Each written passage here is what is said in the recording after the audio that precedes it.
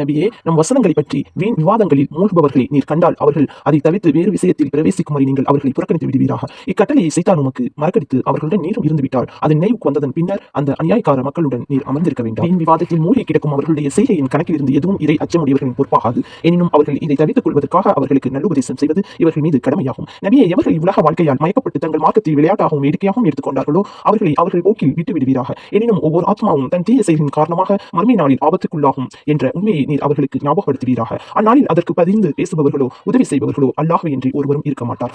சாத்தியமான அனைத்தையும் பாவிகள் தங்கள் வேதனைக்கு பிரதியாக கொடுத்த போதிலும் அது அங்கீகரிக்கப்பட மாட்டாது. இவர்கள் தங்கள் தீய செயல்களின் காரணமாகவே ஆபத்திற்குள்ளானார்கள். இவர்களின் நிராகரிப்பின் காரணமாக மிக்க துன்புறுத்தும் வேதனையுடன் குடிப்பதற்கு கொதிக்கும் பானமே இவர்களுக்கு கிடைக்கும்.